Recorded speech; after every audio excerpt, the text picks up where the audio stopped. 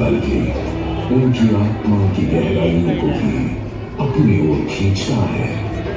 महाकुंभ क्या है वह शक्ति जो हम सबको एक सूत्र में बांधती है?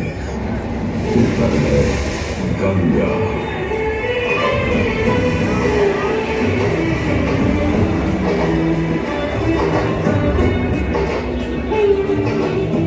किंतु गंगा क्यों? क्योंकि गंगा कोई नदी नहीं है, आस्था की अविरल तरल धारा है गंगा। विश्वासों की वाहिनी, संस्कृतियों की सरिता है गंगा। और इस स्थान पर, इस प्रयागों के राज में श्वेत रंगा गंगा का संगम होता है अपनी दो श्याम वर्ण यमुना और दृश्य सरस्वती से। और इस त्रिवेणी संगम के कारण ही यह जगह इतनी महत्वपूर्ण हो जाती है। गंगा के उद्गम के बारे में जो पौराणिक कथा प्रचलित है वो बड़ी ही रोचक और मनमोहक है। तो आइए क्यों न आज हम आपको गंगा अवतरण की कहानी सुनाए दिखाएं। नारी का राजा बलि पर करता था दम, पूरी पृथ्वी पर फैला था उसका ही आतंक। उसके आतंक को रोकने विष्णु ने हरा एक रूप, 52 अंगुल का बौना बनकर पहुंचे जहां था भूत।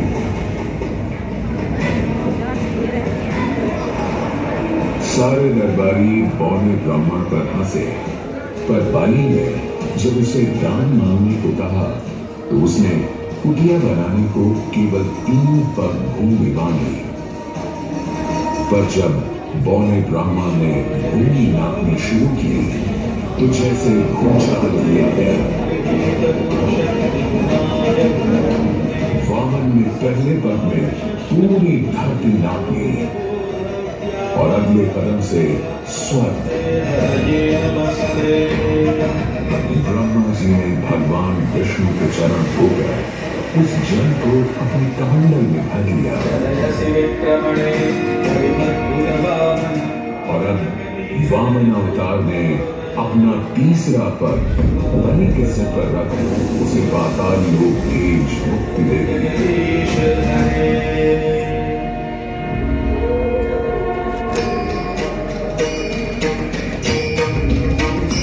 अब स्वर्ग लोक में भगवान ब्रह्मा जी ने जब चरणामृत में हाथ डाला तो वहीं से निकल आई चंचल निर्मल धवल गंगा जी। पवित्र किंतु चंचला, आज से तू मेरी पुत्री और नाम तेरा गंगा।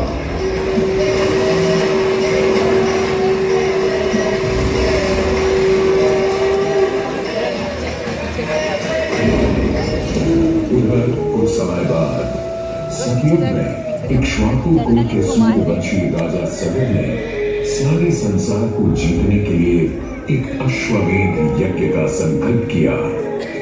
सुने सुने सुने सब सुने, यह चिन्हित पूजित तल अश्व जहां भी जाएगा वो भूमि राजा सगर की मानी जाएगी। यदि किसी ने इस अश्व को रोका या पकड़ा तो उसे सगर के 60,000 एक पुत्रों और उनकी लक्षाधिक सेना का सामना करना पड़ेगा।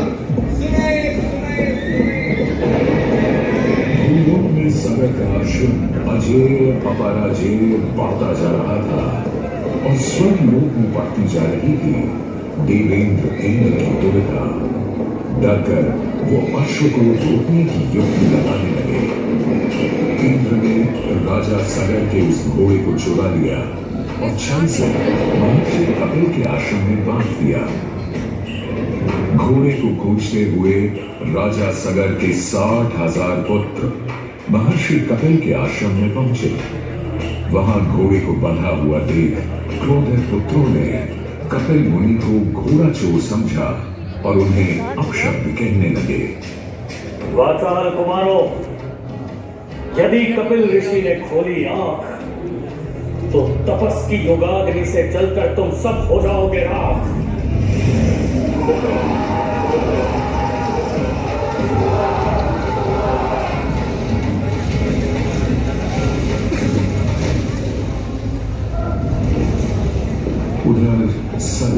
चिंतित। न अश्व का पता था, न पुत्रों का कोई समाचार। पिता का दुख देख पुत्र अंशुमन चल पड़े खोज पर। जब महर्षि कपिल के आश्रम पहुंचे तो देखा अश्व को और साथ ही अपने 60,000 भाइयों की भस्म को। महर्षि से की क्षमा याचना और पूछा तर्पण का उपाय। तुम्हारे भाई थे घमंडी, अविवेकी और अभिमानी। भस्म कर दिया उन्हें मैंने, तो उन्होंने मेरी नहीं मानी। गंगा जल, केवल गंगा जल ही दे सकता है मुक्ति उन्हें जो भस्म हुए तुम्हारे परिकर। अंशुमन को अपने भाइयों के तर्पण के लिए गंगा को लाने का बहुत मन था, किंतु किसी को राजधर्म भी तो निभाना था और राज भी चलाना था। देखते देखते 7 पीढ़ियां गुजर गईं, पर 7 पीढ़ियों के बाद समय आने पर राजकुमार भगीरथ ने राजा बनने से साफ मना कर दिया।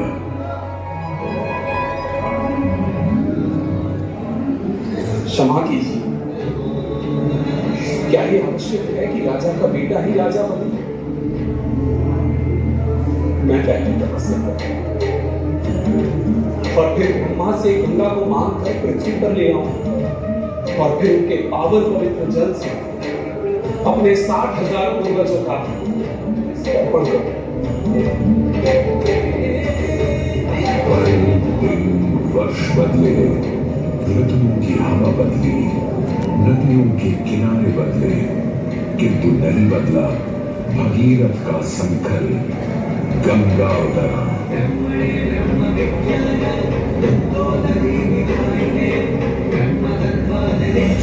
पुत्र भगीरथ, हम तुम्हारे तप से प्रसन्न हैं।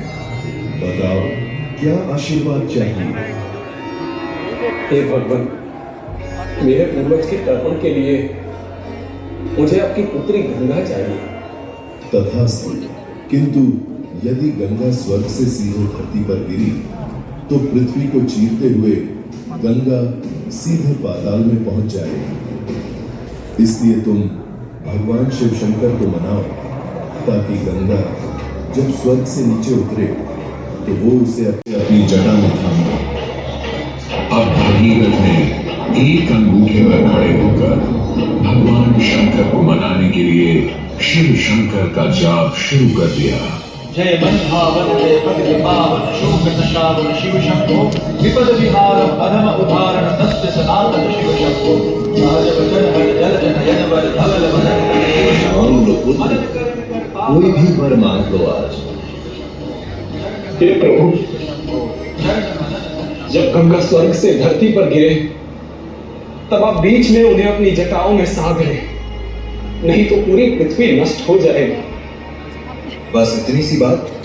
ठीक है, ब्रह्मदेव से कहो शिव तैयार है, आने दो गंगा को, आने दो। जय शिव शंभो जय करुणाकर जय जय जय करतार हरि जय कैलाशी जय अविनाशी सुख राशि सुख सार हरि जय शशिशेखर जय कमलोकर जय जय जय नागार हरि जय त्रिपुरारी जय बलहारी अनित अनंत अपार जय जय जय भगवत नाम निराकार साकार हरि पार्वती पति हर हर शंभो जय रामेश्वर वैद्यनाथ के नार हरे मल्लिकार्जुन सोमनाथ जय महाकाल ओंकार हरे जय योगेश्वर जय विश्वेश्वर भीमेश्वर जगतार हरे काशीपति श्री विश्वनाथ जय शंकरमय अवतार हरे नीलकंठ जय भूतनाथ जय मृत्युंजय पतितार हरे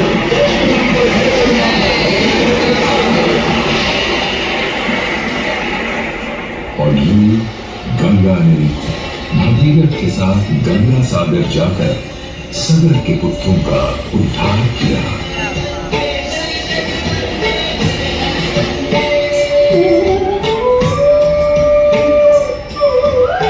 साथ ही वह भारत की सबसे महत्वपूर्ण नदी बन गई, जिसका भारत के जीवन में धार्मिक, आर्थिक, सामाजिक, ऐतिहासिक अभिदान अनंत है। हे मां गंगे जगदम्बे, हे मां गंगे मोक्ष मोक्षदायिनी गंगा का यमुना और सरस्वती के साथ त्रिवेणी संगम मोक्ष का संगम है। प्रत्येक 12 वर्षों में यह महाकुंभ का स्नान करता है सर्व सिद्धि प्रदान और देता है मोक्ष का वरदान।